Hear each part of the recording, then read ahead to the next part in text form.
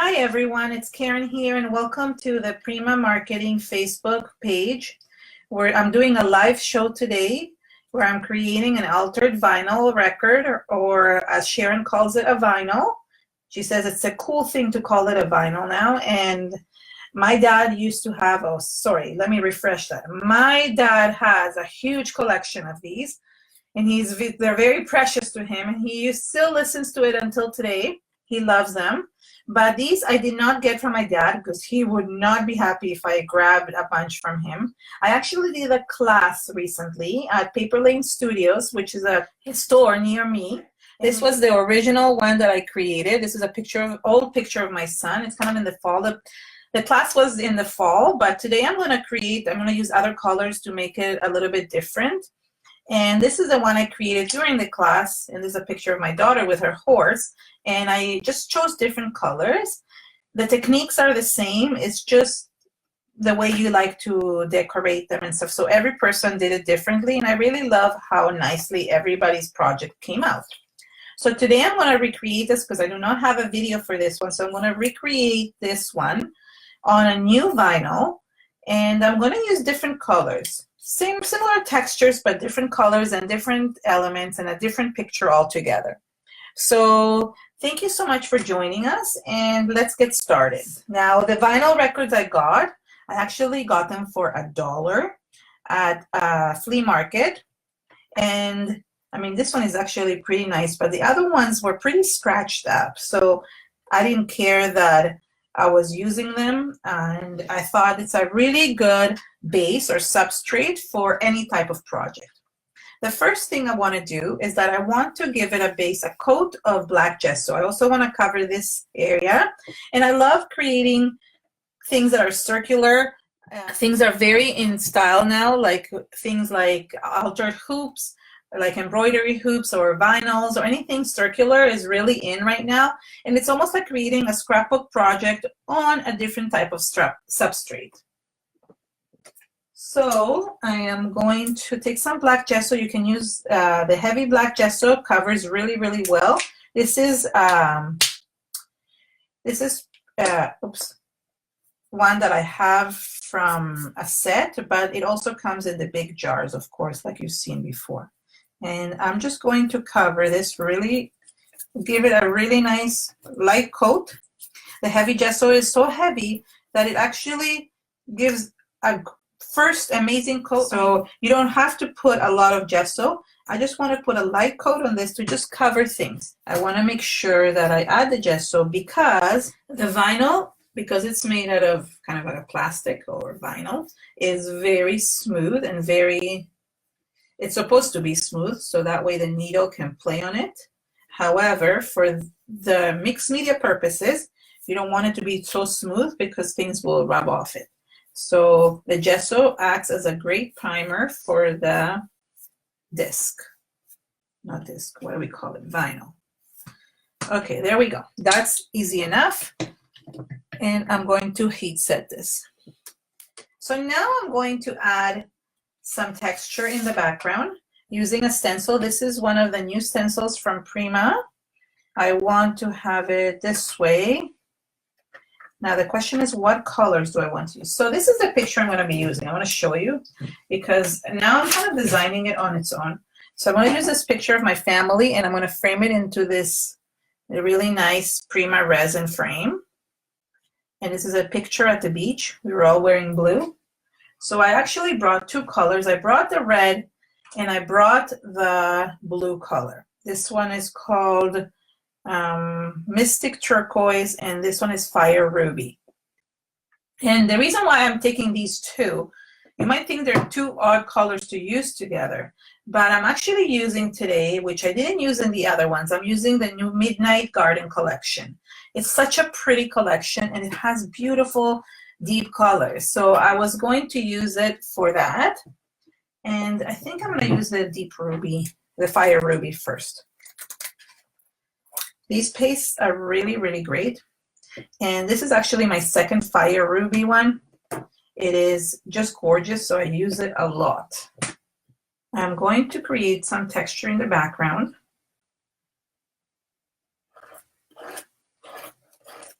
And I don't want to cover everything. I always do this with all my layouts and projects. You don't want to cover the whole background. You want to make sure that you leave some blank space. In this case, it would be black space, not white or anything like that, but blank space. When you lift it up, there it is, how beautiful that is. Now I'm going to turn it around, and I'm going to do the same thing at the bottom. So being careful. Even if it gets a little bit of that texture, that's okay. Sometimes the stencils overlap each other, and the stencil overlaps the other side, but that's okay as well. I just wanted to have a pattern going in both directions. So this pattern goes up, and this pattern goes down.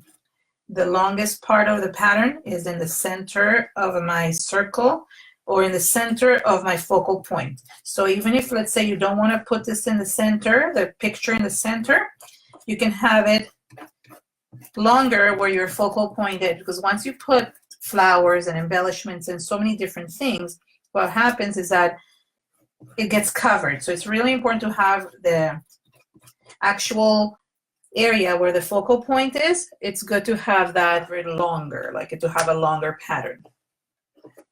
And I'm just going to add that there.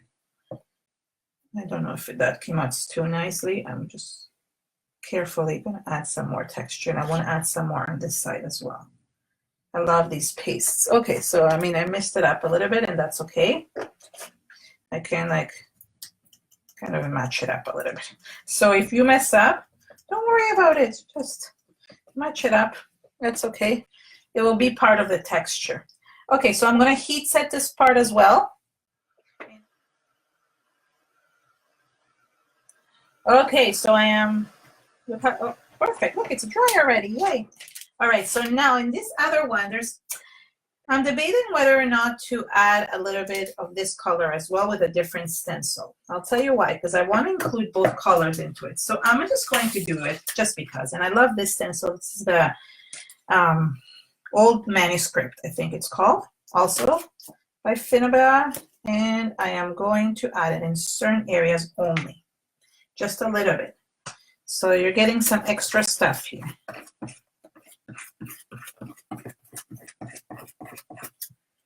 So it's nice to combine two colors. Oh, and it came out really, really messy just because it's raised. Oh, well, sorry. It usually doesn't happen. It's because the other area is raised. So it did that. Let's try here.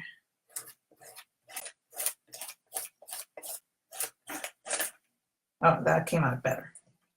Okay, how about here? Just a little bit of this. So I'm going around and creating a little bit more texture. So I only screwed up that one. That's the only one I screw up. I want to maybe remove it, but I think it's going to make more of a mess. So I'll just cover it up after. Let's add a little bit here at the top. And a little bit here at the bottom. So there we go. So now we have the two colors, the two main colors that are in this Midnight Garden collection. So I really like combining it. And again, I'm going to dry it up. And this blue also matches the blue in my photo. So it's kind of helpful because you can like match things to the rest of your project. Now, if you're putting, let's say, a quote and you don't want to put a photo in there, that's okay as well. So then you can just do a different type of colors, or, you know, there's so many nice colors in this collection. And also with the icing paste, there's really, really nice colors. Actually, you know what? While this is drying, let's do something else. I want to add a little bit of color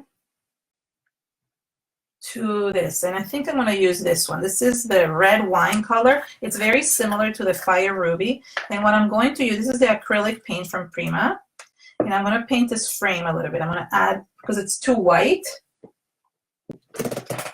and I don't want it in white. I want it to be a different color. Oh, my paintbrush is wet. I just clean my paintbrushes so they're all wet. And I'm giving it a really light coat If you really want it to be a darker coat, you can always prime this with gesso, with black gesso. I guess maybe I should have done that. Doesn't look as nice. No, it doesn't look as nice. So never mind. I'm going to first give it a coat of black gesso and then put the acrylic paint. So I don't know why I didn't think of this in advance. I could have done this in advance, but it's really quick. Okay, so there we go. I covered this. And now when I put the metallic color on top, it's gonna look really, really nice. So that's gonna be how I'm gonna frame my photo. And then I'm gonna add the flowers and everything else. Okay, that's good. Now I'll go back and add, oh, okay, much better. It's a very similar color to the Fire Ruby, and that's why I wanted to use it. It's from the Art Alchemy. And let's put this to dry. So I'm gonna put this aside to dry. Oh wait, let me do the sides. The insides and so forth. I always forget the sides of things.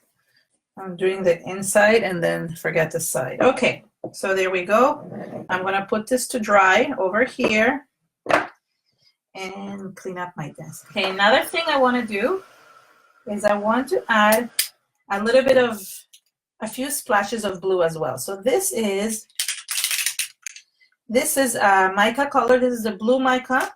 Actually, I have two different blues. I don't know which one would look better. I think maybe this blue will look better. We'll try. And all I did is I put mica powder inside this bottle. And I'm going, this is a Prima bottle. And all I'm going to do is just basically spray and create a little bit of splatters in the background.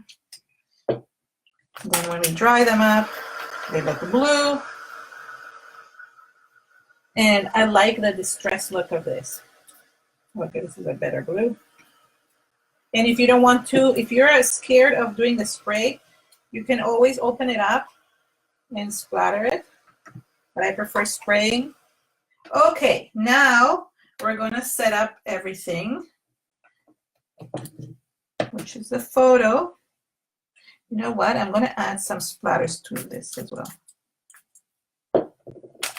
I think if I add a little bit of blue, it doesn't look so different. There we go. Now we're all matched up. Let me dry this up again. Okay. So you can use mounting tape, like 3D tape, foam tape, I don't know what you call it. Or you could use cardboard. I just have 3D tape here that I'm opening up. I'm just putting like a very thick piece. That way I can really raise it up. Okay, there we go. Now I have my photo right there. And now I'm gonna use the flowers from the collection. Now I don't know if you've seen this collection. It is utterly gorgeous. This is a collection itself. You see the reds? Look how pretty it is. Like there's some really gorgeous, gorgeous pages. I can't go through it, but you can look online to see how it looks because I can't waste time on this. But not only did I use the flowers from the collection, I also cut up, this is one of the pages, and I cut up some feathers, which I'm going to use in between the flowers as well. So let me get these flowers down here. Oh, things are dropping everywhere. And you see, this is like the red and the blues. And the reason, you see now why the reason why I wanted to raise this up is because I wanted to make sure that the flowers stick out. Let's see what other ones do I have here. Oh, I have some other red ones over here. So here's the blue ones. So I'm using different ones from different collections of the flowers. Unfortunately, I don't have the names of them, but they're already available in different stores. I think I will have them on the video below as well, where you can purchase, like, you know, the flowers, the collection, or just anything you want to use. Let's see. I really wanted to make this really look tropical.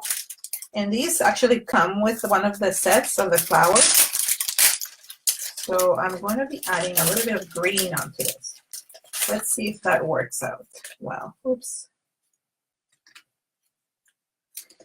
Why are they attached? Let go. So I thought this greenish lush will look really, really cool. And these come with one of the flower sets. How cool is that? That makes it look really tropical, right? And let's try and put too many flowers here. I should have glued this already, but I didn't. So arranging the flowers always takes time. It's something that I enjoy a lot, but it just takes time to really get it the right way. I like playing around with the different colors and flowers, making it look really cool. So you never know what you're gonna get. And I'm taking some leaves from another one of the packs. Okay, I'm gonna cut the stems out of these just because otherwise there's no space for it. And the green adds like a really nice touch. Let's see what other things do I have. I also have these mini ones. These mini flowers are perfect sometimes for certain things. So I basically just use the blue and the reds and just create movement on my vinyl. And I'm gonna glue everything very soon as I'm done here. So, and I tend to play a lot with things back and forth until I'm happy with the way it looks. I'm going to now glue. So now for gluing, I'm actually going to use the 3D matte gel. I love using the gel because it glues things really, really well. It's almost like perfect. It's almost great like glue. You don't have, I mean, I could also use Fabri-Tac glue if I want to. So the idea is always the same. You can use different stencils and paste to add texture, and then use the flowers to add the rest of the stuff, to add the rest of the volume around the photo. The one thing I haven't done is I haven't glued the frame. So the frame, I'm going to do the same thing. I'm going to add some glue here. I'm definitely going to hang this one somewhere. It's a great way to, it's like a really great gift if you want to give somebody. Actually, one more thing I'm going to do. I'm actually going to add glue on this as well.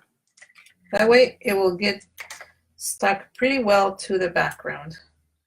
Okay, so I'm almost done gluing. Now I'm going to add these feathers. Here we go. I cut a bunch of feathers. And I thought these would look perfect. It would look so nice adding them over here. Okay, so let's start gluing them. Okay, that's nice. Okay, and let's like try and get these feathers over here. I love feathers. I actually brought real feathers as well. Maybe to add them across as well. We'll see if I do or not. I haven't decided yet. Okay, so that's the feathers. And then what else was I going to add? No, I don't remember. Oh yes, I know. I didn't, you know. I also wanted to add a few of these gemstones. These are, you can add shade with crystals. This collection comes with it. I don't know. I think I didn't get some. So that's why I don't have any. But I thought it would be cute to just add these instead. I really like adding these shiny ones in certain different places. It adds a lot of texture and also just adds stuff. I just really like it. So I'm going to add some of these. They make a huge difference in my project. So I love the same crystals. These are the Finnabair ones, but they look very similar. Okay, so that's good. One more. And now what do you think? Should I add real feathers as well? Let's see. I actually brought real feathers, but I wasn't sure if they will look nice. They're not real, but I mean, they're colored feathers. But I just thought it would look really cool. That's so cool, but that one is an ugly one. Don't like this one. Let's try a different one. This is a nice one as well. Yeah, it looks so good. It has so much texture. But since this still has glue on it, it will just glue to the background, so you don't have to do anything.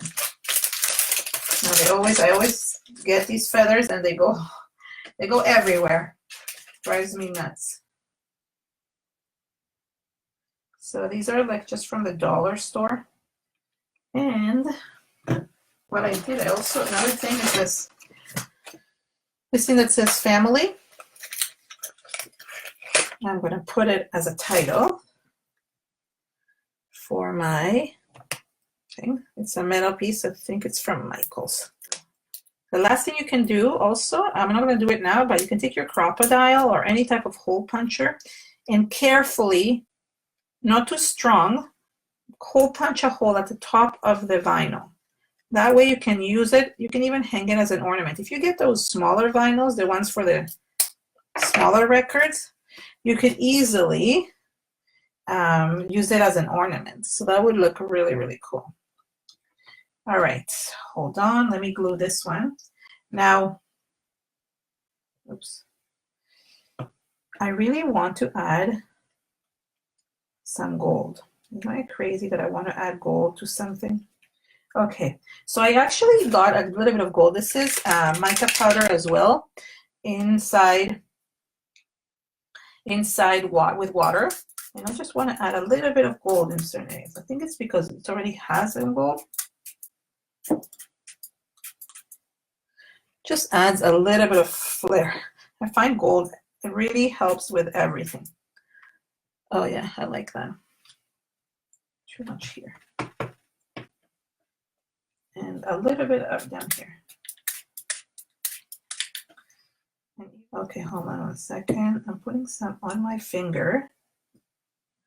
So just I could add a little bit of gold without ruining the picture, because I have a feeling I definitely will spray on top of it. I might add some wax. Hold on 1 sec. I'm gonna get that. I'm definitely improvising a lot today, meaning like I wasn't sure. I wasn't planning on certain things. I just wanted to create something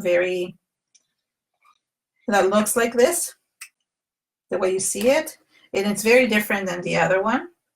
I'm taking some aged brass. I think just want a little bit of this. There we go. Yeah, it makes a difference. You see? Wow. Okay, that looks better. What do you guys think? The gold makes a difference. Yeah, I really like it with the gold.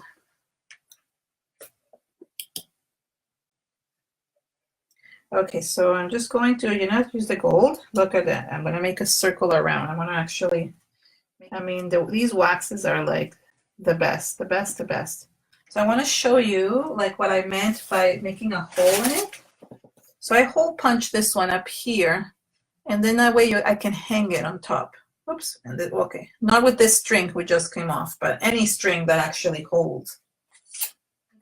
Oh, I love how this turned out. Really, really, really cool. Very tropical looking, I think, personally, and just really fun and really easy to do. I really didn't take that long to make this. So thank you so much for all of you that came today. Thank you for coming every week, and have an amazing day.